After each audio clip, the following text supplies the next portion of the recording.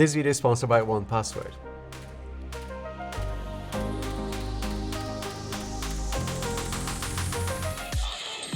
The S23 Ultra is now my main device. I use a lot of devices running this channel, but the iPhone 14 Pro Max is now completely gone from my life. Yeah, I sold it on eBay, and more on how I'm still using my Apple Watch Ultra in just a moment. But one of the things that I really underestimated was the apps that I was using on the iPhone. So I'll share with you some of the best apps that I use to make that transition from Apple to Android a little bit easier, taking into account that ecosystem problem that, judging by my comment section, I'm sure you might be thinking about too. Can I level with you though? In my experience, unless you're completely ditching Apple out of the ecosystem, there's no silver bullet.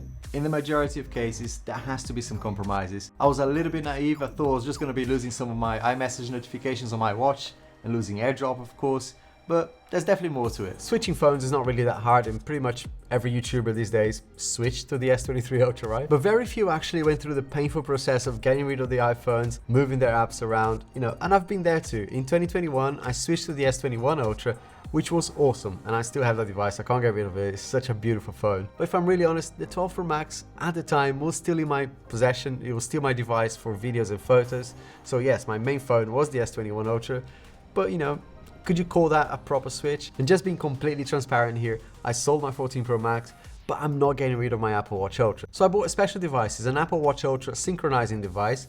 It's called, what is it called? It's an iPhone 13 mini. But the 13 mini has nothing on it. I literally just need it for my watch. I'm not gonna use the cameras on it either, even though it's actually not that bad. But that's been my solution, and I think my wallet kind of likes that as well. One of the first things that I had to take care of is not that sexy, by the way, but is super important, was the two-factor authentication apps that I had on the iPhone, like Google Authenticator and Microsoft Authenticator. And just this morning, as I was editing this video, I got news that Linus Tech Tips, one of the biggest YouTube channels, got hacked. It's really terrifying, and it looks like he had all the precautions in place, including two-factor authentication. But sounds like someone in his team clicked on a link from a sketchy email. I'll talk about something that makes the whole process easier, like a password manager, but there's also an awareness thing, right? And we all need to be vigilant. Doesn't matter what apps you've got, if you click on a link from an email or from a text message, all the protection you have could potentially be for nothing. Yeah, please don't underestimate how important those apps are. They do the same thing. Like I said, they're not sexy or exciting to use at all, but they're very much necessary. It's a lot easier nowadays to move them between devices, but you need to make sure that you do this before you sell your iPhone, before you wipe it, right? I made that mistake before, and you can still recover it using backup codes, but it's a really painful process if you don't do it properly.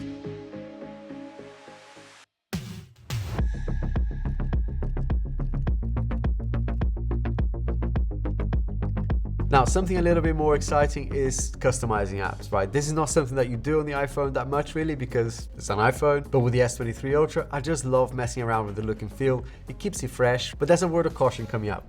As an iPhone user moving to Android, this will be a whole world of discovery for you. From my experience, the best apps to get you started on that journey is Nova Launcher is one of them, and Good Lock is the other one, by Samsung themselves. Nova is a bit more advanced and lets you do a bit more. As you can see here, you can customize pretty much any aspect of the device. But if you're quite new into Android, Good Lock is probably a gentler app to kind of get you into that customization world. Is made by Samsung too, so you know that everything here will work great on One UI. There's Samsung themes as well, which is a nice and easy way to customize your phone without messing around with it too much. I love these live wallpapers. I've got quite a few of them, so if you want to know where I got them specifically, just drop a comment with the timestamp and I'll share a link to it. So yeah, if you're new into Android, Good Lock is probably going to be the best one for you. It's a really nice one to start with. And talking about locks, one of the things that becomes very apparent as soon as you switch from one device to another is how much your old phone knew about you. When you move to a new phone, that problem really hits you. Every time you want to use an online service or pay for something, you realize that the password was saved on Safari browser or maybe on Keychain,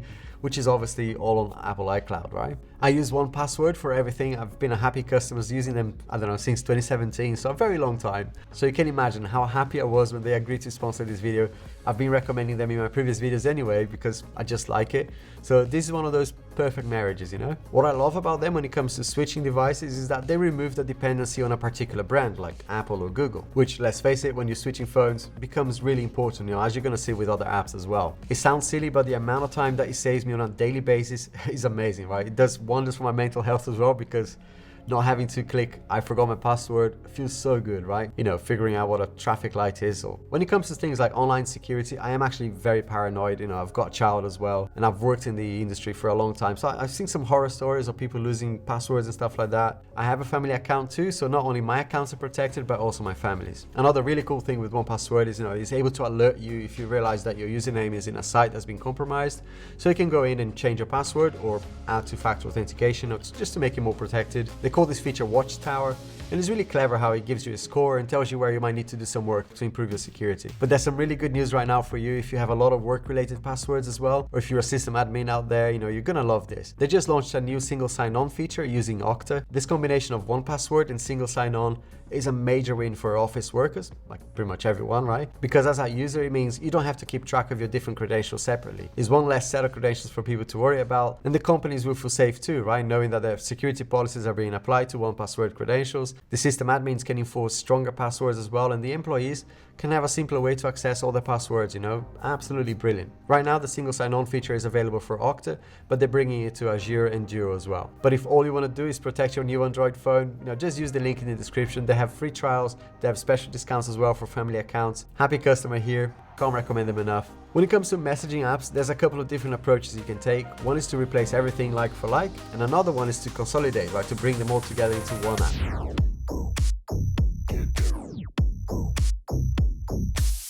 I haven't been brave enough to consolidate yet and bring them all into one app, but I use Telegram and WhatsApp way more than I used iMessage, for example. So the blue bubble issue for me is not that important, but I do appreciate that some of you don't want to mess up your group chat or your family chat, right, with your green bubbles. I really do think the whole blue-green bubble is so silly, but without going into that, I did an entire video on Apple versus Android that you can watch afterwards. But in general, I think the best workaround is to use apps that don't really care whether you're on Android or on iOS. Telegram is by far my favorite. WhatsApp is improving, but I'm not really that happy knowing that, you know, it's owned by Facebook and it's all encrypted, of course, but you know, it is Facebook, Meta, whatever. What I like about Telegram, apart from the cool emojis that you can get and animations, is that you don't even need to associate a new number with it. With WhatsApp, it kind of ties your WhatsApp account to a particular phone number. But if you do decide to consolidate everything into one app, there's a brilliant app called Beeper. I'm pretty sure there are others out there, but this one looks really good. And thanks Speed for the recommendation as well. It is brilliant. You know, if you remember a meme that someone sent you and you don't remember where it was, WhatsApp, Telegram, Discord, Messenger, Slack, or whatever else, Beeper will search across all of those apps. So I can see the value in that.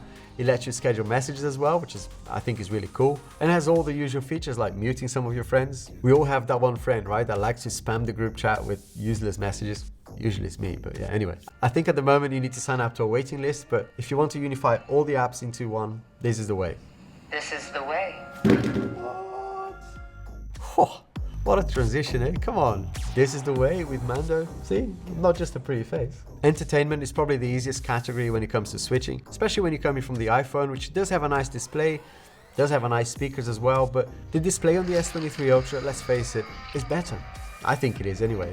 No Monkey Island, beautiful AMOLED display. I just love it. There are some settings that you need to make sure that you enable on the S23 Ultra. The first one you want to make sure is the display resolution. Sounds really obvious, but Samsung doesn't think so. You know, they send the phone with a lower resolution as a default, so just change that. Once you've changed that, you need to make sure that Dolby Atmos is also turned on. I got a lot of comments on my previous videos because I said the iPhone speakers sounded better in comparison. I still think they do, especially on the 14 Pro Max.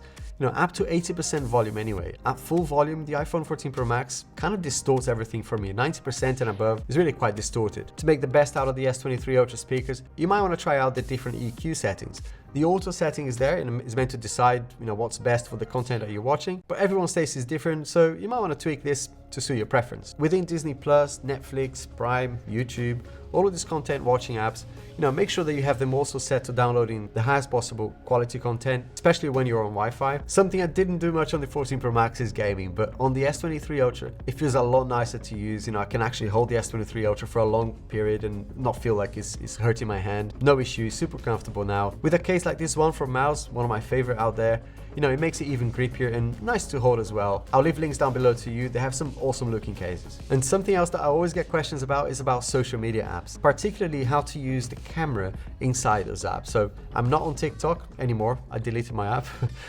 or even Snapchat. But I installed those apps just for this video so you can see how easy it is to use the camera within the app. As I appreciate that if you're on the iPhone, you know, the camera is so important, and this feature in particular will be quite important for you. I do use Instagram a lot, and likewise YouTube.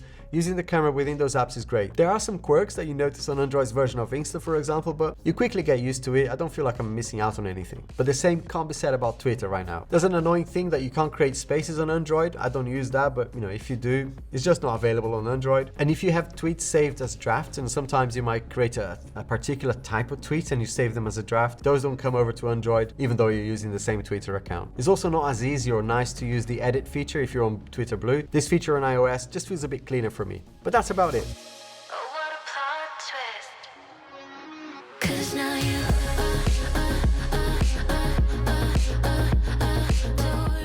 There is a catch though about music apps, which I'll cover in a minute. But let's talk about productivity apps, because I think there's a huge amount of opportunities here that not many iPhone users know about. We can't talk about productivity and not mention Samsung Dex. It's not an app per se, but it's a fantastic way of really making the most of this incredible processing power we've got here in our pockets. I know a few of you actually use these on a daily basis to work on, and having used it myself on my Tab S8 Ultra and on the Fold as well, it is just brilliant. There's nothing in the Apple world that lets you do this. And this is before I even talk about multitasking. Honestly, this combination of multitasking and Dex is probably enough of a reason to ditch the iPhone for a lot of people. I know, if you've been with Samsung for a long time, you're probably thinking, what is he talking about? You know, we've had this for years. It's no big deal. It's just that we've been so blind to innovation with Apple, right? That they do produce some amazing hardware, but the software has been lacking, right? Okay, a little bit of a real talk here. A lot of influencers out there, I'm tempted to call them fanboys because, anyway, let's just say they'll criticize anything non-Apple without even trying it. There's a lot of things about Apple products that I absolutely love still, but iOS 16 and iPadOS, it's just been crap, right? Let's be honest. What did it give to us recently? Oh, that was freeform. What was that? Freeform. But no pen for it? No? No, you just finger it. Honestly, there's so much power when it comes to doing work on this that I'm probably not even scratched the surface of it yet. When it comes to apps for productivity, my recommendation, whether you're switching phones or not, is to avoid kind of tying your accounts to a particular phone manufacturer like Samsung or Apple. So for the longest time, I've been using Google Drive and my Google account itself to, you know, kind of be the storage and the identity provider for my apps. That way, whether I'm using the iPhone or the S23 Ultra or whatever in future, my data is in the same place. A great example for that for me is this app I used for technical drawings called Concept. I have it on my iPad, the Tab S8 Ultra, and now the S23 Ultra. My drawings are shared across all the devices using the same service, in this case Google. This app also allows me to back up the drawings, anything I purchased on the app, like new pens, new brushes or whatever. Everything is protected in the same account. Most of the productivity apps that I use during my workday, like Evernote, OneNote, Google Keep, a lot of those apps, you know, they follow that same pattern. They're really mature now on Android, so the experience is very similar to what you get on iOS or iPadOS. I'm not saying that all Android apps are great, by the way. Some of them are a bit iffy. There's some security issues as well still around, but the ones we really care about for work and productivity, they really feel quite polished now. I do wish that app developers would prioritize Android apps when, you know, in their development. And some do, to be fair, but we're still getting iOS features way before Android features, and updates is the same. For my creative apps, the ones I use the most are all within the Adobe suite as well, like Lightroom and Acrobat. But I use Canva a lot as well for touching app thumbnails and things like that. Those are great to use with the S Pen as well, as you can see here. Really a delight to use on this display. Now, music is an interesting one.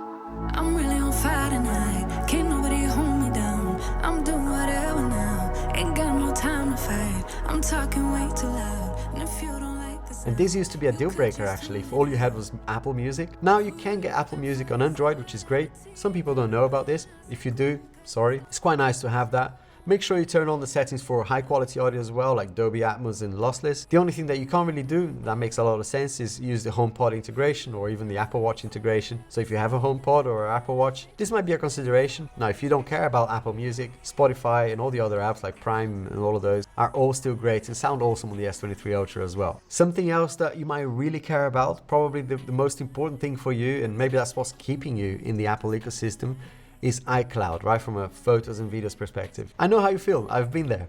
And before I talk about how I solved that for myself, just a quick reminder that this YouTube business is really hard work, you know, especially for smaller channels like this one. We're growing, but it's quite slow and, you know, still trying to get discovered out there. So any interaction really helps, even if it's just a thumbs up.